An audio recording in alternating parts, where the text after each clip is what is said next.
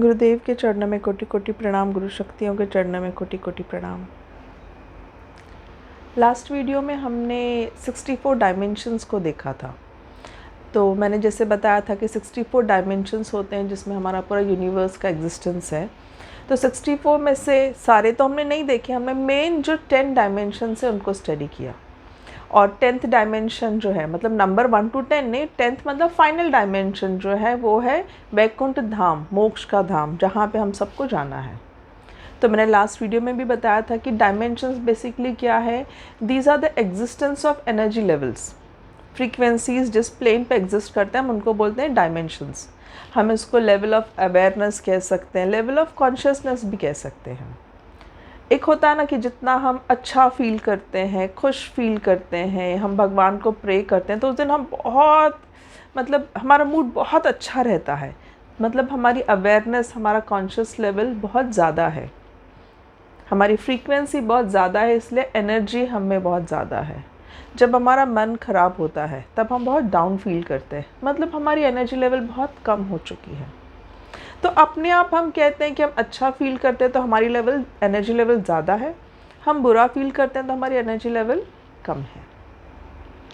तो ये जो एनर्जी लेवल इंक्रीज़ करना, डिक्रीज़ करना, जब हम कुछ अपनी मनपसंद का काम करते हैं, हॉबी करते हैं, खुश रहते हैं तो एनर्जी लेवल इंक्रीज़ होता है।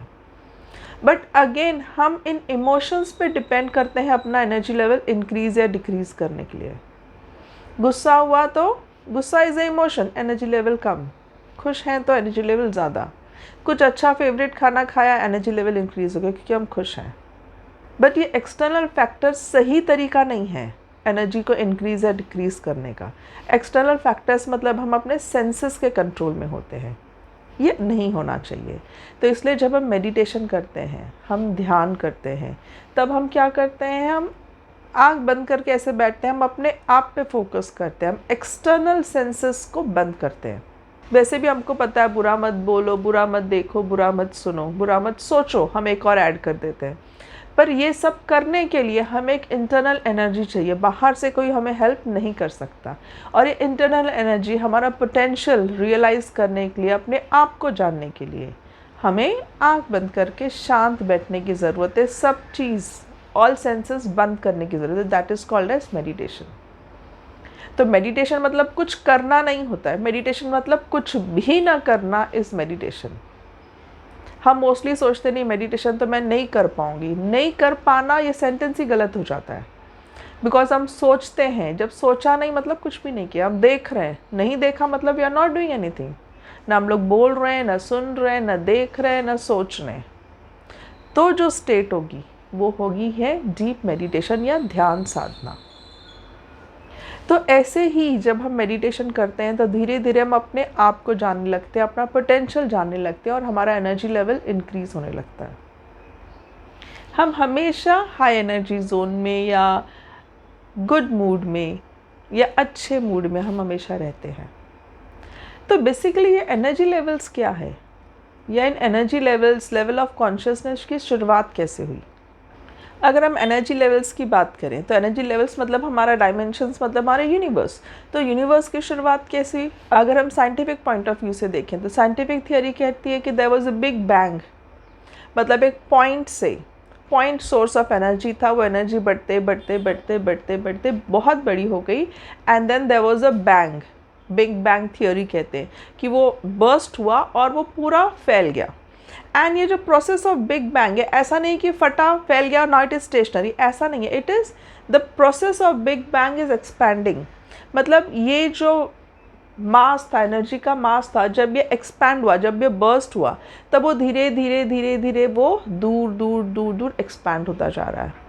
ये भी कहते हैं कि हमारा जो डिस्टेंस है एक दूसरे से गैलेक्सी में पूरा, वो बढ़ता ही जा रहा है। तो इट इज़ कन्फर्मिंग कि ये जो मास है वो बढ़ता बढ़ता बढ़ता जा रहा है। ये साइंस कहता है, बिग बैंग थियोरी कहता है। हमारे ग्रंथों में भी कुछ ऐसा ही कंसेप्ट है। जैसे साइंस में है कि एक पॉइंट सोर्स था, फिर वो बढ़ते बढ़ते बड़ा हो गया, फिर वो बर्स्ट हुआ। तो हमारे ग्रंथों में भी ऐसा है कि एक इनिशियल एनर्जी थी। अब जैसे हम कहते हैं अगर मेरे पास पेन है तो मैं पूछती हूँ ये किसका पेन है, अगर मेरे पास पेंसिल है तो मैं कहती हूँ ये किसकी पेंसिल है। मतलब ऑटोमेटिकली मैं पेन को एज अ पुलिंग एड्रेस करती हूँ और पेंसिल को एज अ स्ट्रिलिंग एड्रेस करती हूँ। वैसे ही एनर्जी की अगर हम बात करें तो हम कहते हैं एनर्जी किसकी है, ये एनर्जी अच्छी है। हम एनर्जी बुरा है नहीं बोलते, मतलब एनर्जी को हम फीमेल कंसिडर करते हैं। तो ऑलरेडी हमारे ग्रंथों में एनर्जी को एज अ शक्ति, एनर्जी मतलब शक्ति, तो हमें उन्हें देवी शक्ति कहते हैं। और as it was the first source of energy तो हम इसको आदि शक्ति कहते हैं। आदि मतलब फर्स्ट। तो देवी आदि शक्ति ये हमारे यूनिवर्स की फर्स्ट बेसिक एनर्जी थी। अब जब एनर्जी है, जैसे लाइट एनर्जी है तो रोशनी तो देगी, जैसे हमारी अर्थ की ग्रेविटेशनल एनर्जी है तो वो आपको पुल करके तो रखेगी। ऐसा कभी होगा कि आपको उसको बोलना पड़ेगा कि नाउ मैं स्टेप कर रही हूँ धरती पे तो आप प्लीज़ एक्ट करो और मुझे ग्राउंडेड रखो, और उनको नहीं बोलोगे तो आप उड़ जाओगे हवा में, ऐसा कभी नहीं होगा। तो एनर्जी का बेसिक फंक्शन जो है वो करेगी ही, और इसलिए उसको एनर्जी कहा जाता है, जो कुछ कर सकने के काबिल हो। तो देवी आदि शक्ति भी जो एनर्जी, बेसिक एनर्जी थी, तो वो भी जब इंक्रीज़ होते गई तो ऑटोमेटिकली कुछ काम होना ही था। हम सब सवाल करते हैं ना कि हमें क्यों बनाया, दुनिया क्यों बनाई। तो इट इज़ नॉट कि किसी ने बनाया, it was a automatic process. Whenever there is a energy something will happen. जैसे इलेक्ट्रिक वायर है, कहीं भी आपका ऊपर का जो केसिंग निकल गया, लाइव वायर को अगर आप हाथ लगाओ तो आपको शॉक लगेगा ही लगेगा। ये अच्छा इंसान है, इसको मैं शॉक नहीं लगाती हूँ, ये बुरा इंसान है, इसको तो पक्का जोर से शॉक लगाती हूँ, ऐसा नहीं हो सकता। एनर्जी है, उसका कंटिन्यूस प्रोसेस जो होगा वो कांस्टेंट वो होगा ही। तो सिमिलर जी, जो ये देवी आदि शक्ति थी, उनको भी एक्ट करना इट वाज नेचुरल। तो जब हम एनर्जी की बात करते हैं तो एनर्जी या तो क्रिएट करती है कोई चीज़, या तो मेंटेन करती है, या तो डिस्ट्रॉय करती है। तो ये तीन एस्पेक्ट्स ऑफ एनर्जी के बने, ये तीन कैटेगरीज ऑफ एनर्जी की बनी। और हमारे ग्रंथों में जब इनके बारे में लिखा गया तो तीन एस्पेक्ट्स 1, 2, 3 लिखने के बदले इनको एक नाम दे दिया गया, ब्रह्मदेव, विष्णु भगवान और शंकर भगवान। ब्रह्मदेव मतलब वो एनर्जीज जो क्रिएट करती हैं, विष्णु जी मतलब वो एनर्जीज जो मेंटेन करते हैं, जो क्रिएट किया गया लाइफ फॉर्म उसे कंटिन्यू करना, और शंकर भगवान मतलब वो कैटेगरी ऑफ एनर्जी जो कि डिस्ट्रॉय कर देते, कि अल्टीमेटली चीज़ें डिस्ट्रॉय होनी है, हर चीज़ का एक लिमिट होता है, उस लिमिट के बाद उस चीज़ को ख़त्म हो जाना है। तो वो कैसे ख़त्म होगा, उसके लिए भी एनर्जी चाहिए। फॉर एग्जाम्पल, अगर हमें कोई चीज़ डिस्ट्रॉय करनी है तो हम आग से डिस्ट्रॉय कर देते तो बर्न हो जाती है। So we need a energy to destroy also. तो डिस्ट्रॉय करने वाली जो कैटेगरी थी उनको भगवान शंकर का नाम दिया गया। तो ये बेसिकली तीन एनर्जीज जो हमारे यूनिवर्स को चला रही हैं। तो जब ब्रह्मदेव को सृष्टि क्रिएट करनी थी तो सबसे पहले उन्होंने मन से, मतलब जैसे सोच के, अपने 10 पुत्रों को जन्म दिया, जिन्हें हम मानस पुत्र कहते हैं। उसमें थे हमारे सप्तऋषि और 3 थे ऋषि, भृगु, दक्ष और नारद मुनि। तो जब हम कहीं कहीं पे सप्तऋषियों के बदले 8 ऋषियों का भी कंसेप्ट है तो वो भृगु ऋषि की वजह से ही है। तो नारद मुनि हैं और बाकी जो हमारे 8 हैं वो ऋषि हैं, और हमारे जो दक्ष हैं वो राजा प्रजापति है। तो नारद मुनि, बेसिकली मुनि और ऋषियों में ये फ़र्क है कि जो ऋषि है वो शादी करते हैं, अपनी फैमिली बनाते हैं, और जो मुनि है वो शादी नहीं करते हैं। तो ये जो सप्तऋषि है, ये सप्तऋषियों को शिव जी ने पहली बार ज्ञान दिया, शिव जी उनके गुरु बने, आदि गुरु, आदि योगी भी इसलिए शिव जी को कहा जाता है। पूरा वेदों का ज्ञान उन्हें मिला ब्रह्मदेव से, सृष्टि कैसे चलाना है वो सब नॉलेज उन्होंने किया, और उसके बाद बस सृष्टि आगे ग्रो होनी है। पर सृष्टि आगे बढ़ नहीं रही थी, तो शिव जी ने अपना अर्धनारेश्वर रूप, जिसमें आधा पार्ट मेल और आधा पार्ट फीमेल की बॉडी है, हमने बहुत सारे फोटोज़ में देखा है, वो उन्होंने ब्रह्मदेव को उसके दर्शन दिए। उससे इंस्पायर होकर ब्रह्मदेव ने अपनी बॉडी से 2 पार्ट्स बनाए, एक मेल और एक फीमेल पार्ट। तो मेल पार्ट थे मनु, जिनकी वजह से हमें मनु की संतान कहते हैं, मनुष्य कहते हैं, और फीमेल पार्ट जो है उनकी पार्टनर शत्रुपा। ये पहला जोड़ा था धरती पे, और उन्हीं के 5 बच्चे थे, 2 लड़के और 3 लड़कियां। जो पहली बेटी थी, फर्स्ट डॉटर, प्रसूति, प्रसूति का मतलब ये गिविंग बर्थ। तो इस प्रसूति की शादी कराई गई दक्ष राजा से, और दक्ष राजा और प्रसूति के 16 मेन जो थे बेटियां, उनकी शादी हुई मरीचि के बेटे कश्यप से, ऋषि कश्यप, महर्षि कश्यप भी कहते हैं हम कहते हैं ना कि हमारा जो पूरा जितने भी धरती पे ऑर्गेनिज्म हैं, हम महर्षि कश्यप के ही बच्चे हैं। वो इसलिए क्योंकि दक्ष राजा के जब 13 कन्याओं की शादी उनसे कराई गई, तो उनके जो बच्चे थे, मतलब एक बेटी थी अदिति, उससे 12 आदित्य पैदा हुए। ऋषि कश्यप और उनकी पत्नी दिति, उनके जो बच्चे थे वो दैत्य थे। ऋषि कश्यप और उनकी पत्नी दानु, उनके जो बेटे थे वो दानव थे। ऋषि कश्यप और उनकी जो वाइफ थी कद्रु, उससे नाग, ये सब पैदा हुए। तो बेसिकली उनकी जितनी भी वाइफ थी, तो उन्होंने अलग अलग फॉर्म्स ऑफ ऑर्गेनिज्म क्रिएट किए। तो बेसिकली इनिशियली ये सब एनर्जीज थी, इन्हें फिजिकल फॉर्म नहीं दिया गया था। तो जब ये सारे एनर्जीज हम देखें, तो कुछ एनर्जीज फिजिकल फॉर्म में बनाई गई, जैसे दैत्य बने, दानव बने, राक्षस बने, नाग बने। हमारे नक्षत्र सूर्य देव, चंद्र देव, शनि देव, ये हर कोई इन्हीं के बच्चे हैं। महर्षि कश्यप और उनकी अलग अलग पत्नियों से उत्पन्न हुए बच्चे हैं ये। तो ये सब जो थे ये फिजिकल फॉर्म में थे। और उनके बाद दक्ष राजा और प्रसूति की और भी बेटियां थी, जैसे 60 टोटल बेटियां उनकी कहा जाता है। तो उनकी जो बेटियां थी, उन्हें अगर उनके आप नाम देखो ना, दया, शांति, लज्जा, तो ऐसे जो नाम हैं उनके, तो इससे पता चलता है कि ये इमोशंस थे। तो हमारे पास कुछ फिजिकल फॉर्म्स थे और कुछ इमोशंस थे। तो बेसिकली ये जब सारे एनर्जीज थी, इन सारे एनर्जीज का एक साथ रहना पॉसिबल नहीं हो रहा था। होता ना, जैसे एक फैमिली है, 2 बच्चे हैं, सपोज हमारे 2 भाई हैं, कभी कभी 2 भाइयों का भी आपस में नहीं पड़ता है। एक भाई होता है जो शांत है, सुबह उठ के पूजा पाठ करता है। दूसरा भाई है जो उसे आराम से सोना पसंद है, उसे पूजा पसंद है। आप उसे कहो कि जाओ माथा टेक, तो हाँ ऐसे करके आ जाएगा।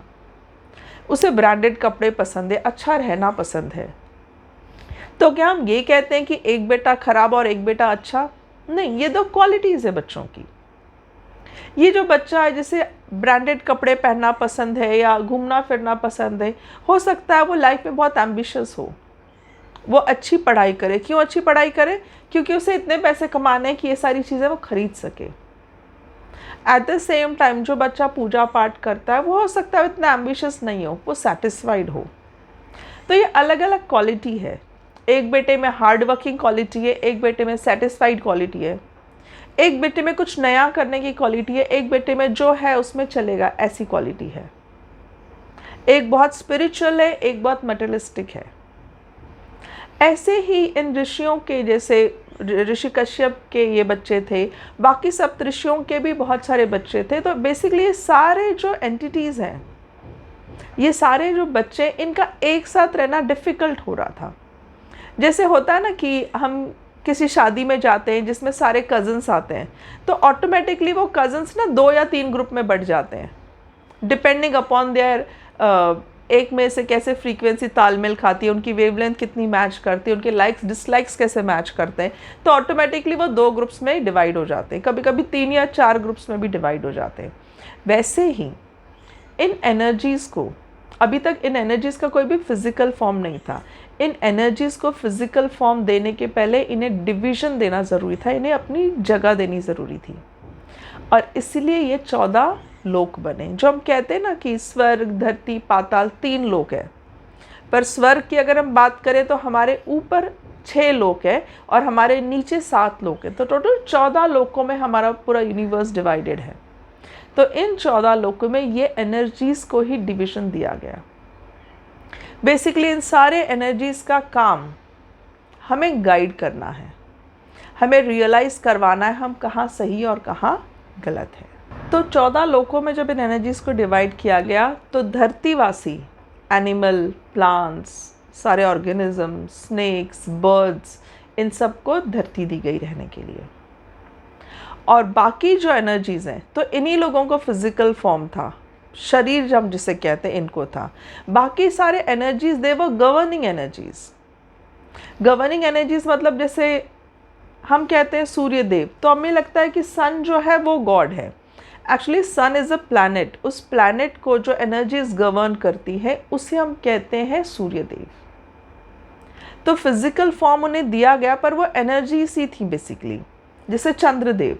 तो चंद्र मून को जो एनर्जीज वहाँ पे जो एनर्जीज है हम उन्हें कहते हैं चंद्रदेव।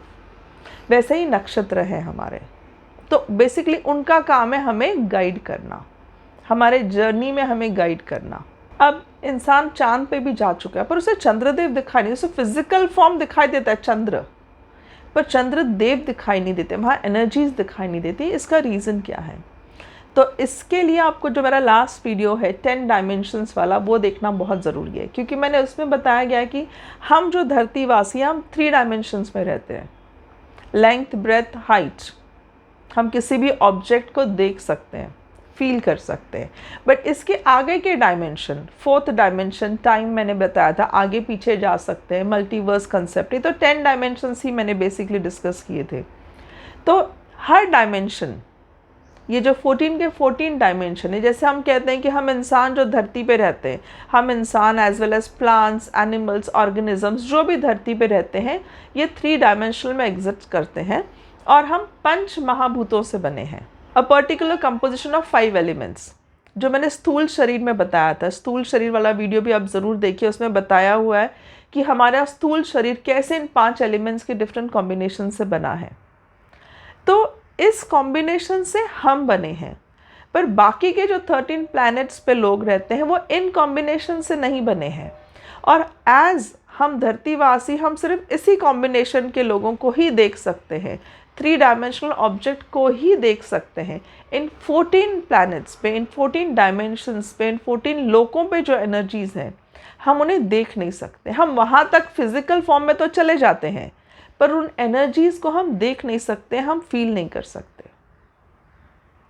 बिकॉज वहाँ पे जो एनर्जीज़ हैं हो सकता है वो इन्हीं 5 एलिमेंट्स के डिफरेंट कॉम्बिनेशन से बनी है, या सिर्फ एक एलिमेंट या 2 एलिमेंट या 3 एलिमेंट से बनी है। सो एज उनका कॉम्बिनेशन अलग है और हमारे पास वो कैपेसिटी नहीं है देखने की। फॉर एग्ज़ाम्पल, जब हम स्पेस में जाते हैं तो वहाँ का एटमॉस्फेयर हमसे अलग है, वहाँ के एनर्जीज़ हमसे अलग है। फॉर एग्ज़ाम्पल, हम जब ऊपर ऊपर जाते हैं तो ऑक्सीजन का लेवल कम होते जाता है, ग्रेविटेशनल पावर भी कम होते जाता है, ग्रेविटेशनल एनर्जी जो अर्थ से हमको बाइंडेड रखती है वो अलग है, स्पेस में वो वर्क नहीं करती। तो हम जब स्पेस में जाते हैं तो अलग स्पेस सूट पहन के जाते हैं जो हमें वहाँ सर्वाइव होने में हेल्प करे। बट हमारे पास जो एग्जिस्टिंग साइंस है वो अभी तक सिर्फ हमें वहाँ सर्वाइवल तक का ही टेक्नोलॉजी देता है। वहाँ जाके उन एनर्जीज़ को देखना, जानना, पहचानना, इंटरैक्शन करना, उसकी अभी तक हमारे पास टेक्नोलॉजी नहीं है, जो कि जूने ज़माने में एंशंट हमारे जो वेदों ग्रंथों में जो ऋषियों ने लिखा है, ये सारी इन्फॉर्मेशन हमारे ऋषियों ने ध्यान के थ्रू, मेडिटेशन के थ्रू नॉलेज मिला है और उस चीज़ को लिखा गया है।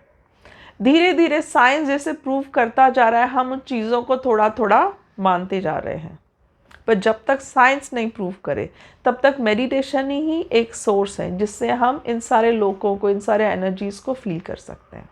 इन एनर्जीज़ को फील अगर हमें करना है, इन 14 लोकों के एनर्जीज़ को अगर हमें फील करना है, वैकुंठ धाम है, सत्यलोक है, शिवलोक है, इन सब एनर्जीज़ को अगर हमें फील करना है तो हमें स्थूल शरीर से नहीं जाते, तो हम स्थूल शरीर से फील नहीं कर सकते। हमें इसके लिए सूक्ष्म शरीर चाहिए जो कि हमारा एनर्जी शरीर है।